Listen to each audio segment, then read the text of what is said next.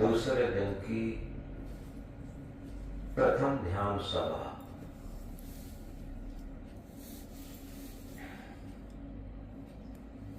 यथार्थ में हमारे ऋषि महर्षियों की, महापुरुषों की, संत भोजनों की, सबकी ये भूमिका रही है ब्रह्म मुहूर्त वेला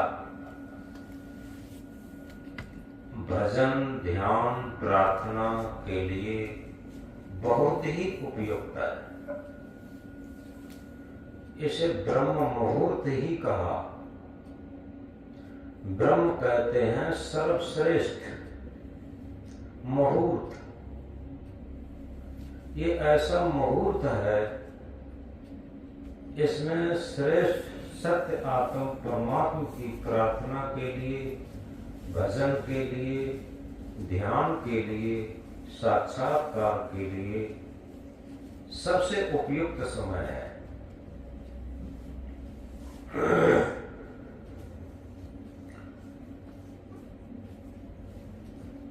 समझना ये है, ध्यान किया नहीं जाता, ध्यान होता है।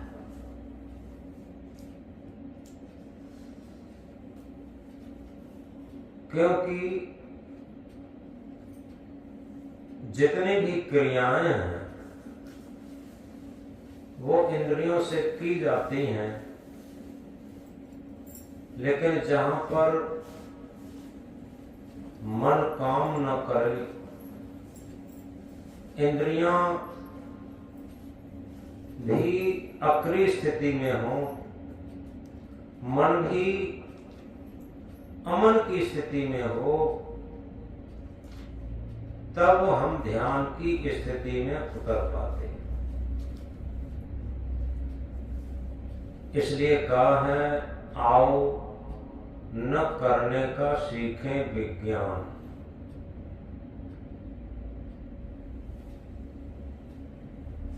हमने करने के तो विज्ञान बहुत सीखे, लेकिन ध्यान न करने का विज्ञान है। सबसे बड़ी बात यही है कि हमारा जो कर्तापन का अहंकार है वो हमें ध्यान में नहीं आने देता। और जिस दिन, जिस क्षण कर्तापन का अहंकार गल जाता है, उस टाइम कार्य करते हुए भी ध्यान हो जाता। इसलिए इस अभ्यास में उतरने के लिए सबसे बड़ी बात यही है कि हम अपने अंदर कर्तापन का भाव गलाएं। ये मन के अंदर, जिसका मन जितना प्रबल होगा उसके अंदर कर्तापन का अहंकार होगा, और जिसका मन जितना विनम्र होगा, निरंकारी होगा, उसके अंदर कर्तापन का अहंकार नहीं होगा। यह सूत्र की बात है। और जो सुबह को प्रार्थना इसीलिए की जाती है कि हम अपने सद्गुरु से, अपने प्रभु से इतने तद्गत हो जाएं कि हमें लगे जो आत्मा रूपी सद्गुरु है हमारे अंदर बैठा है, अगर वो हमारे अंदर न हो तो कौन सा कार्य हम कर सकते हैं। ये हमारा मन, इंद्रियां, शरीर क्या काम कर सकता है। इसलिए अगर हमारे अंदर कर्तापन का भाव गलेगा तो आत्म भाव जागृत होगा, और कर्तापन का, मन का अहंकार नहीं गलेगा तो केवल मनोभाव में जीवन व्यतीत होगा। और जब मनोभाव में जीवन व्यतीत होता है तो आध्यात्म क्षेत्र की ABCD भी नहीं आ पाती। ज्ञान की बहुत बातें रट लेना आध्यात्म नहीं होता।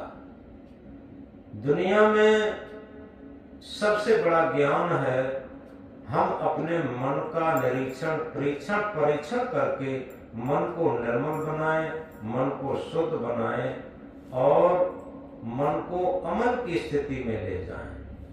ये सच्चा ज्ञान है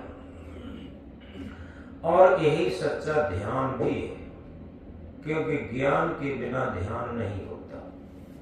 ज्ञान ये है कि हम अपने मन को देखकर निर्मल बनाएं, ये सच्चा ज्ञान है। और ध्यान ये है जब निर्मल मन हमारा अमन की स्थिति में हो जाएगा तो सच्चा ध्यान उतरेगा।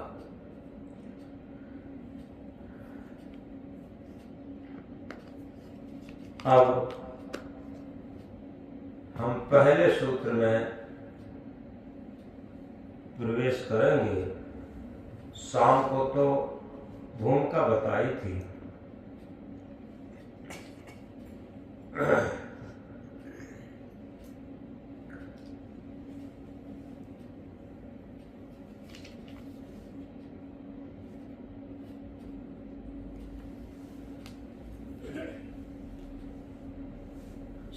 सबसे पहले हम समझेंगे सहज जीवन क्या होता है।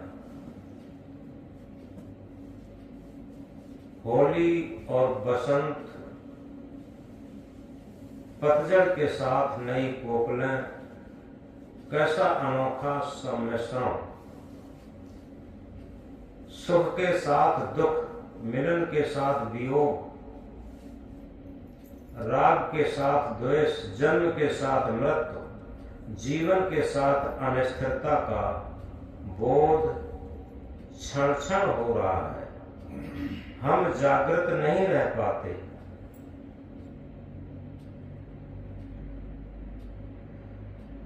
कुटिया पर लगी फुलवारी मनमोहक वातावरण उपस्थित करती है। वृक्षों के पतझड़ की वीरानगी असंगता का बोध दे रही। आज दुनिया के लोग, ये आगे जो होली आती है, होली शब्द इसलिए है जीवन की भी होली होती है, क्योंकि जैसे किसी की मृत्यु हो जाती है, कहते हैं आज उसकी होली है। तो इसलिए सभी लोग होली मनाते हैं, बड़े प्रसन्न मन अबीर वर्षा करते हैं। फिर थोड़ी ही देर बाद कटता राग द्वेष पूर्ण जीवन हो जाता। होली का अर्थ दुनिया वाले कुछ लगाते हों, शाब्दिक अर्थ ये लगता है भूतकाल का जितना हो चुका वो हो लिया, वर्तमान पर पूर्ण सावधानी पूर्वक सत्य पर रहना ही सच्ची होली है। तुलसीदास के शब्दों में कहें, अब तक नशानी अब न नशें। अब तक यानी इस वर्तमान के क्षणों से पूर्व भूतकाल में मन इंद्रियों की दास्ता में गुलामी में फंसता रहा, लेकिन अब इस क्षण से पूर्ण जागरूकता होकर संसार के राग द्वेष में नहीं पचूंगा। हो लिया सो हो लिया। जितनी श्वासें, जितने जीवन के क्षण, जितने वर्ष बीत गए वो बीत गए, लेकिन अब वर्तमान में जागरूक होकर के अपने जीवन की अमूल्य श्वासें, जीवन के अमूल्य क्षण हम व्यर्थ में नहीं खोएंगे।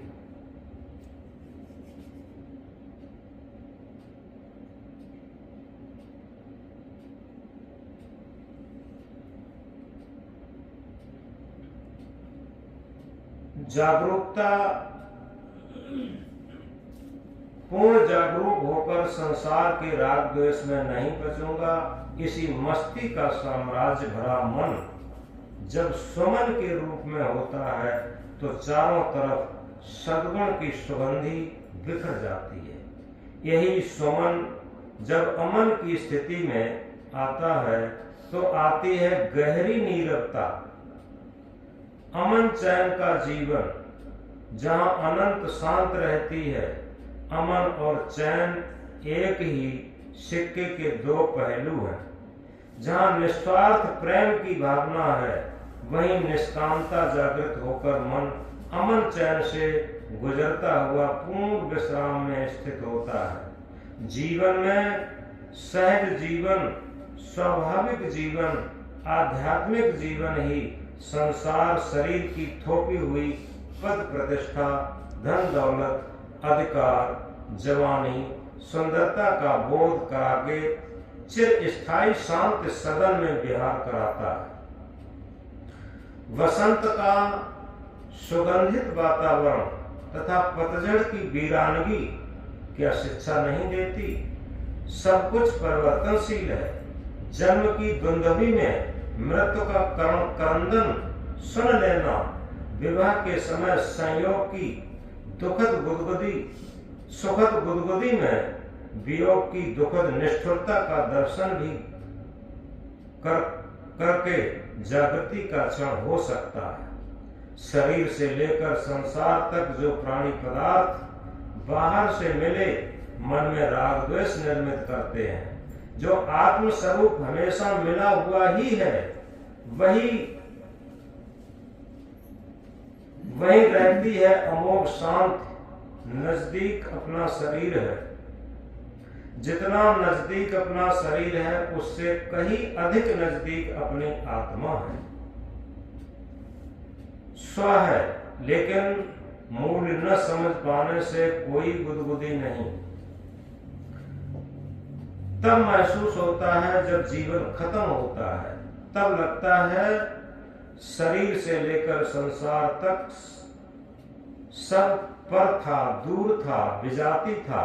आत्मा का सजाती आत्मा ही है, जिसमें कोई दूरी नहीं, जिसे खोजना नहीं, केवल जागृत होना है। मृत्यु के समय बंगला, कार, दुकान, परिवार, संसार सत्य नहीं लगता, चेतना ही सत्य लगती। तभी तो अर्थी के पीछे दोहराते हैं, राम नाम सत्य है, सत्य बोले मुक्त है।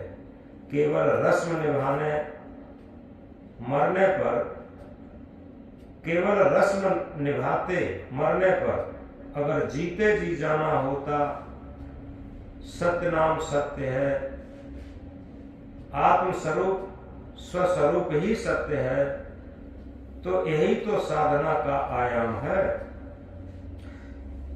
जो मृत्यु समय सच लगता, यही जीते जी सच लग जाए। बस माला घूम गई, सत्य की साधना की थोपी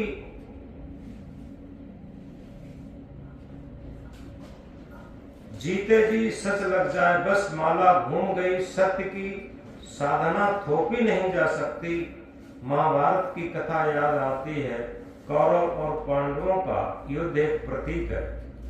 भलाई और बुराई का, बुराई और भलाई का अंतर्द्वंद जीवन में जो नित्य चलता है, हमारे अंदर भी महाभारत हो रहा है। अर्जुन के सारथी कृष्ण थे तथा दुर्योधन का सारथी बहुत बड़ा जन समाज, सेना, सैलाब, राजा महाराजाओं का राज्य।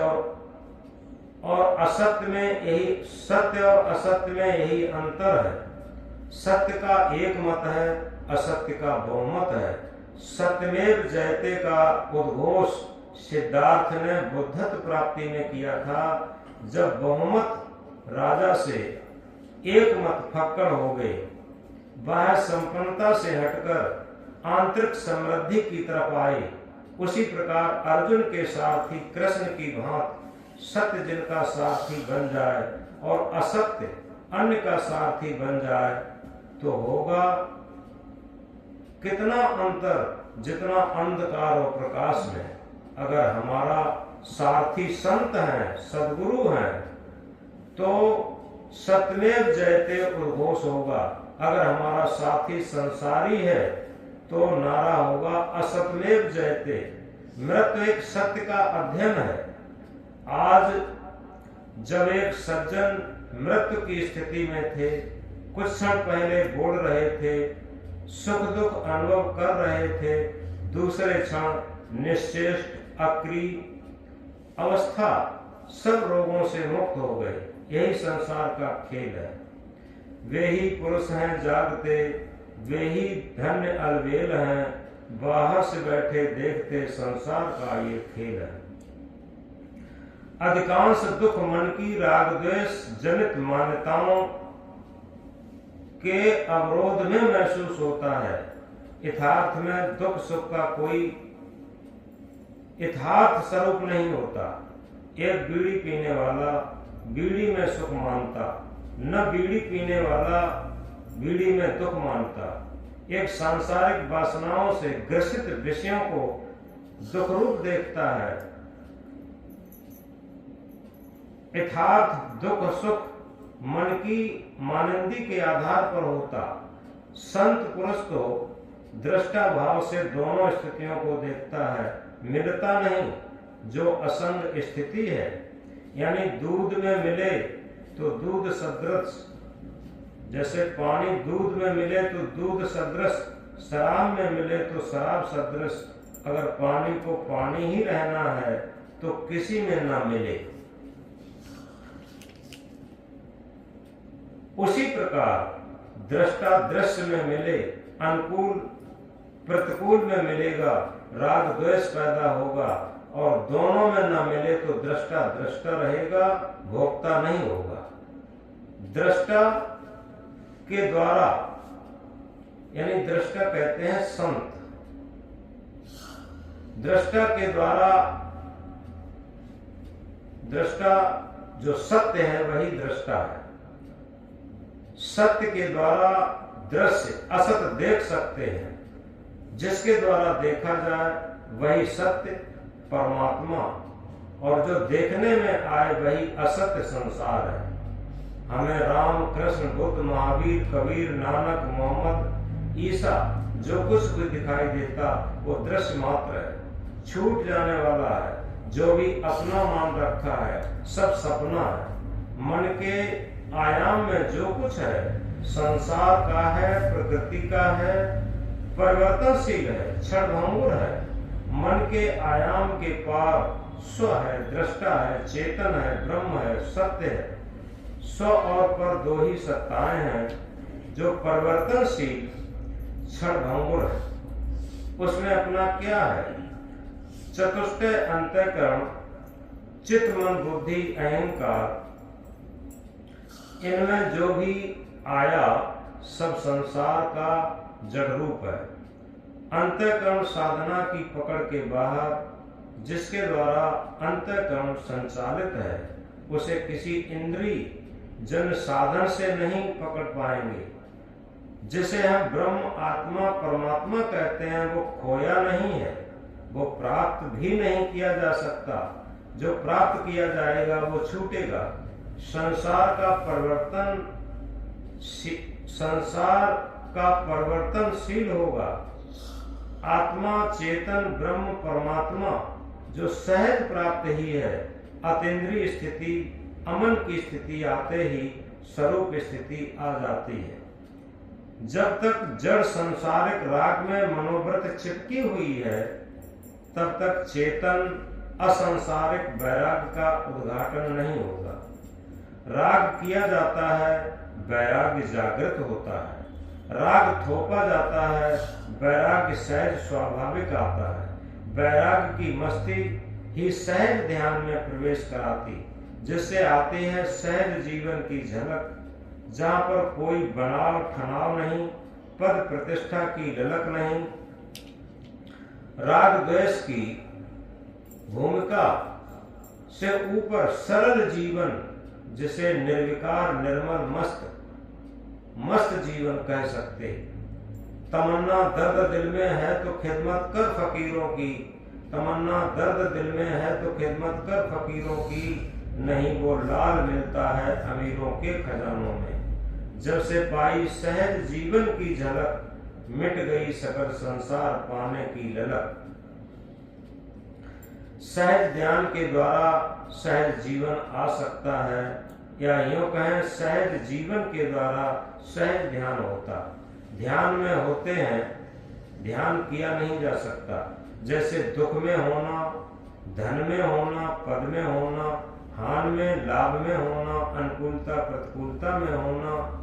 जब क्रोध में होते हैं, काम में होते हैं, तब भूल जाते हैं स्व को, पर में इतने तल्लीन होते हैं, अपनी स्व की स्थिति अनुपस्थिति जैसी लगती है। ध्याता जब तक कर्ता भाव के राग में है, तब तक संसार में फंसा रहेगा।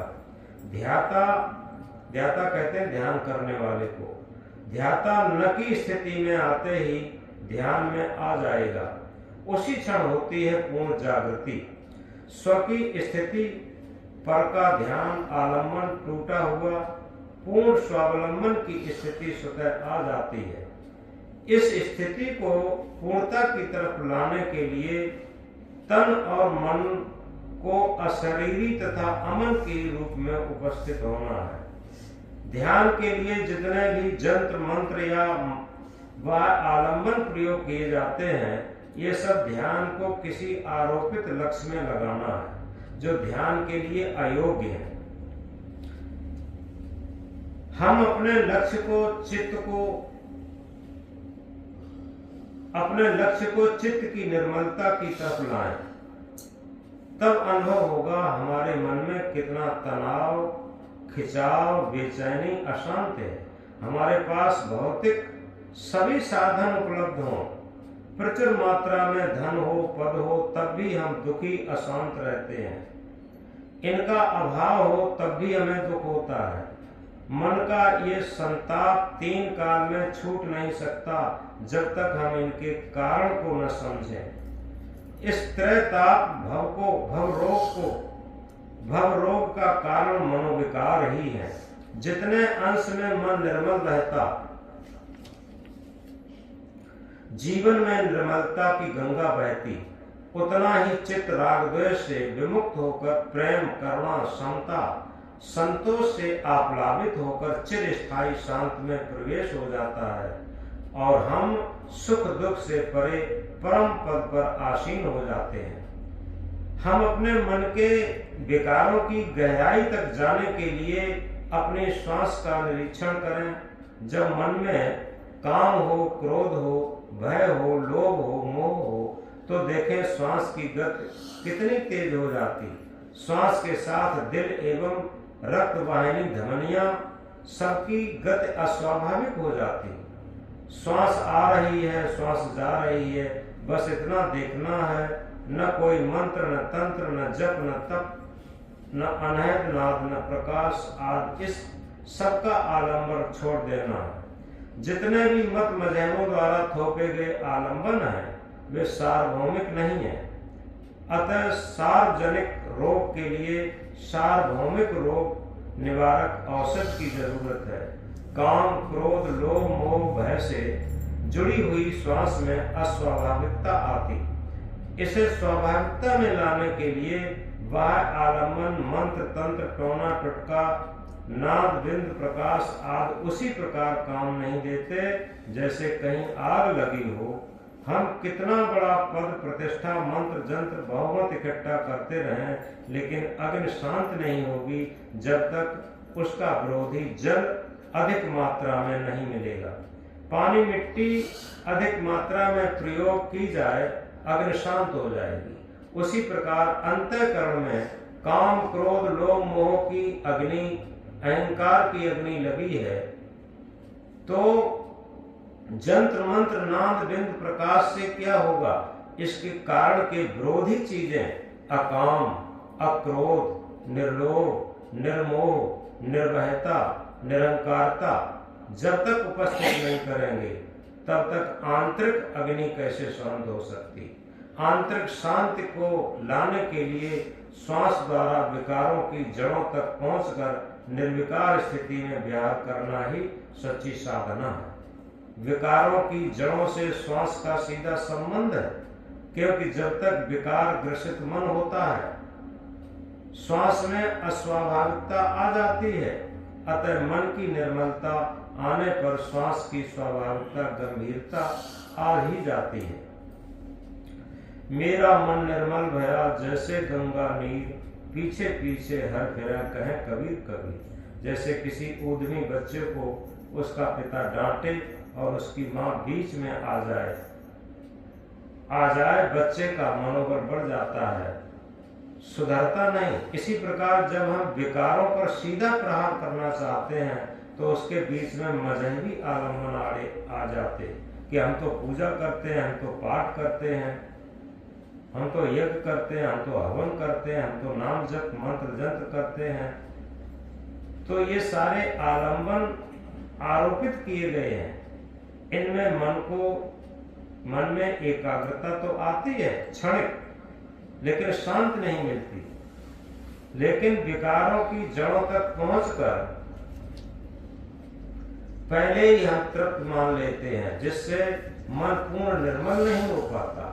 सत्य का राही किसी कल्पना मिथ्या आडंबर में नहीं फंस सकता, क्योंकि मानव ने जब से आंख खोलकर इस दुनिया को देखा तब से बहिर्मुख होकर ही जाना। आज तक उसी का बहिर्मुखता में ही चित्त मन रखा। चित्त मन से बाहर देखा, चिंतन किया, लेकिन चित्त मन को देखने का अभ्यास नहीं किया। क्योंकि चित्त मन से हम देखते तो रहे, चिंतन तो करते रहे, लेकिन उस मन को दृष्टा नहीं बने, चित्त के दृष्टा नहीं बने। अंतर्मुख होने के लिए मन को देखा जाए, तभी विकार विमुक्त मन उपस्थित होगा। नित्य बैठ करके हम अपने मन को देखें कि आखिर मन की क्या स्थिति है। जैसे किसी बच्चे को कहते हैं हम देख रहे, ऐसे ही ऐ मन मैं तुझे देख रहा, इस तरीके से हम देखें।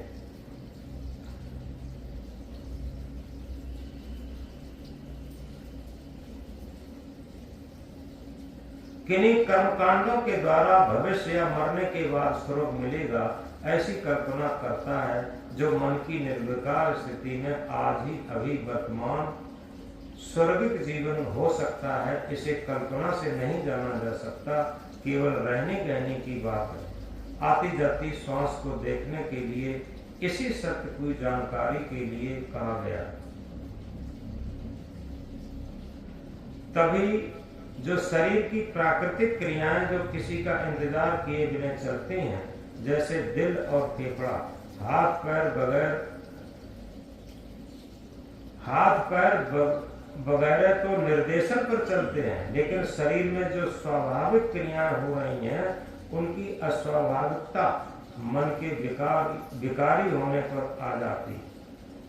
राग द्वेष यहीं से उत्पन्न होते। भव को पार करने के लिए श्वास को देखकर वर्तमान पर आना है।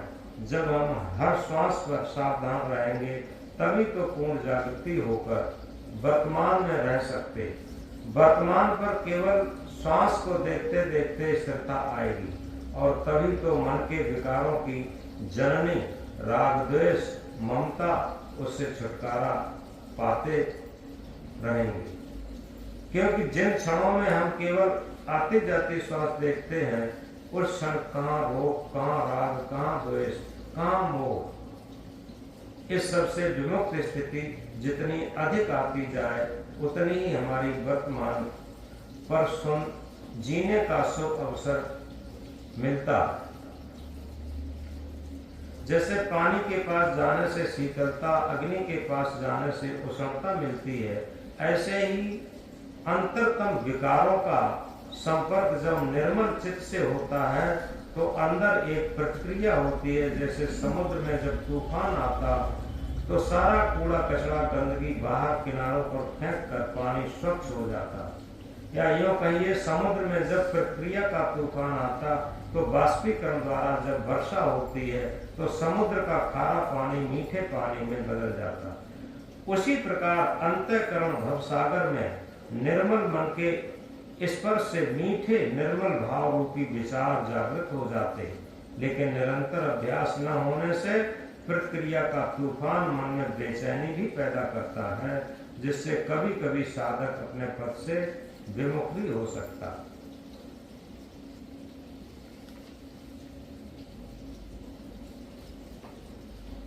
मन का स्वभाव रहता है या तो भूतकाल की घटी घटनाओं की स्मृति में खोया रहता या भविष्य की सुखद कल्पनाओं में डुबकियां लगाता रहता, कभी वर्तमान पर रहना नहीं चाहता। तो भूतकाल की घटी घटनाओं के संस्कारों में लिप्त रहेगा या भविष्य की सुखद कल्पनाओं में। यही सच्चा भाव है। भव कहते हैं उत्पन्न होने को, जो मन की भावनाओं में से ओतप्रोत क्रिया कामनाओं से संबंध रखता है। असंतुष्टि, असंतुलन, बेचैनी से विमुख भी हो सकते हैं। अभ्यास की निरंतरता दें, शांत पूर्वक स्थायित्व दें, तो वही चंचलता गंभीरता में बदलते हुए अभ्यास पुष्ट हो जाता। हमें जीना आ जाएगा, हम स्वयं भी शांति का अनुभव करेंगे तथा हमारे जो संपर्क में होंगे उन्हें भी शांति मिलेगी। अभ्यास में आई हुई कठिनाई यदि साधना की सीढ़ी बन जाए तो मंजिल बहुत ही सुगम बन जाए। इस अभ्यास के लिए भोजन कम से कम हो, सादा हो और अधिक से अधिक मौन का अभ्यास हो। इस प्रकार मन में एक वीरत्व भाव से मन की निर्मलता का अभ्यास श्वास की स्वाभाविकता से जुड़ता हुआ चले। इस प्रकार दैनिक अभ्यास के लिए निरंतर जागरूक रहना ही हमारा लक्ष्य बन जाए, ये जीवन की आंतरिक सफलता है। तन थिर, मन थिर, वचन थिर, सुरत निरत थिर होय, कहे कबीरता संत को कलम पकड़े को।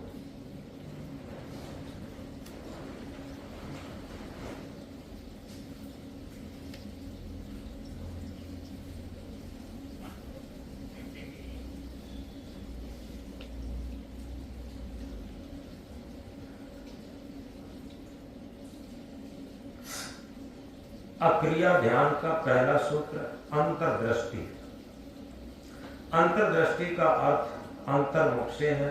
बहिर्मुख हमारी ज्ञान इंद्रियां, आंख, कान, नाक, जीभ, त्वचा, ये सब बाहर की तरफ काम करती हैं।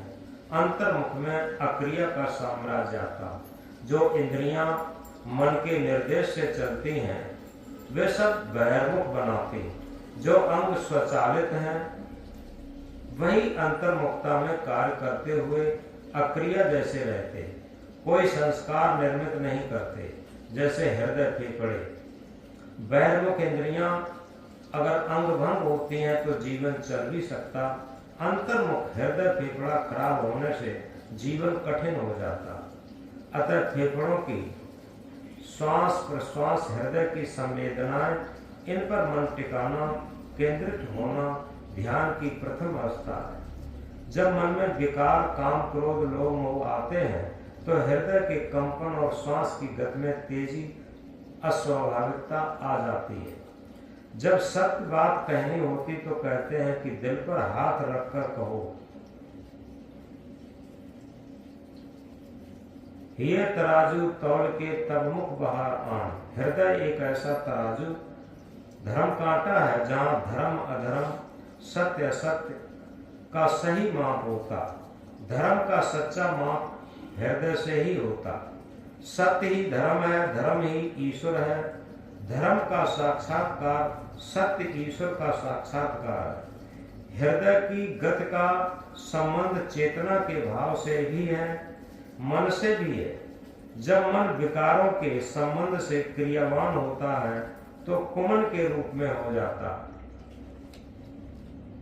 जो सांसारिकता है, जब वही मन धर्ममय होकर दया, क्षमा, सत्य विचार, धीरज, सुमत, संतोष, विवेक के अनुरूप होता है तो सुमन के रूप में रहता। अच्छा मन, निर्विकारी मन एक धर्म की पराकाष्ठा है। धैर्य से चलकर लक्ष्य तक पहुंच लेंगे। लक्ष्य तक पहुंचने के लिए पूर्ण जागरूक रहकर स्वयं पुरुषार्थ करना होगा। मन, वाणी, कर्मों की पवित्रता रखना ही सच्चा पुरुषार्थ है। 10 दोषी करण तन मन वचन, गुरु इन्हें समझाते हैं। जो नहीं इनका त्याग करे वो अंत समय पछताते हैं। तन के 3 पाप होते हैं, चोरी, हिंसा, व्यभिचार। ये तीनों पाप छोड़ देने से तन पवित्र होता। मन के 4 पाप होते हैं, छल, ईर्ष्या, मान, कपट। दूसरों के साथ छल करना, ईर्ष्या रखना, अपने मन की चाहना करना, दूसरे से छल कपट व्यवहार करके धोखा देते रहना, ये 4 पाप मन से होते। इनको सर्वथा छोड़ देने से मन पवित्र होता। मन की एकाग्रता मन की निर्मलता पर निर्भर है। जितना हमारा मन निर्मल होगा उतना ही मन एकाग्र होगा। वचन के 3 पाप होते हैं, गाली, निंदा, झूठ। किसी को गाली देना, बुराई करते रहना, झूठ बोलते रहना, ये 3 पाप सर्वदा छोड़ देने से वाणी शुद्ध होती। मजहबी नशा, पद प्रतिष्ठा, लोग दूसरों की बुराई करते रहते हैं, ये धर्म सम्मत चर्चा नहीं है।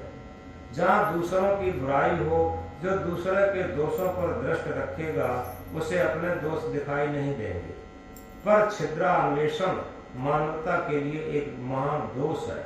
अतः किसी भी प्रकार की निंदा पाप है, झूठ बोलना महापाप है, इसे लोग सबसे अधिक प्रयोग करते। मजहबी नशा में उन्मत्त होकर अधिक झूठ बोलते। इस प्रकार उपरोक्त 10 दोषों को त्याग कर देने से तन मन वचन पवित्र होता। यह हमारा सच्चा पुरुषार्थ है। इसी को शीलवंत कहा है। जिसके तन मन वचन पवित्र हो उसी के लिए कहा है, शीलवंत सबसे बड़ा, सब रत्नों की खान, 3 लोक की संपदा रही शील में आन। निर्मल मन वाणी बने, निर्मल कर्म महान, मन सुखिया त्यों काल में हर क्षण रहे ध्यान। दुखिया सब संसार है, सुखिया बिरला कोई, ये तराजू मन तुला सहज सुखिया हो। जब हमारा मन हृदय पर, अपने हृदय के धर्म कांटे पर तोड़ने लगेंगे हम, तो अपने आप मन निर्विकारी होने लगेगा, और जितना मन निर्विकारी होगा उतने ही हम सुखी होंगे। धर्म न होता हिंदू मुस्लिम, धर्म न सिख ईसाई, मानवता है धर्म हमारा, हम सब भाई भाई।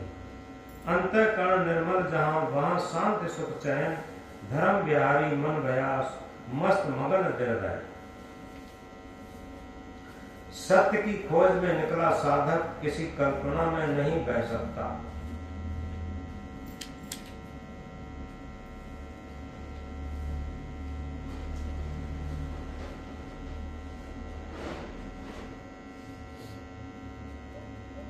इस तरीके से अब हम अभ्यास में उतरेंगे।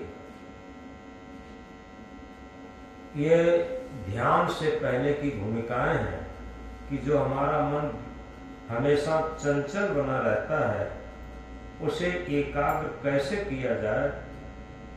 जब तक हम अपने मन के दृष्टा नहीं बनेंगे, निश्चित है तब तक हमें अपने विकार दिखाई नहीं देंगे। क्योंकि जितना मन विकारी रहेगा उतना ही मन चंचल होगा, जितना मन निर्विकारी होगा उतना ही मन स्थिर, शांत और अमन की स्थिति में होगा। मन का निर्विकारी बनाना ही जितने भी मत मजहब हैं, जितने भी धर्म पूजा पाठ है, तीर्थ व्रत यज्ञ हवन है, इन सब का जो मुख्य आशय है वो यही है कि हमारा मन निर्मल बने, मन पवित्र बने। तो आए अब अभ्यास में उतरेंगे।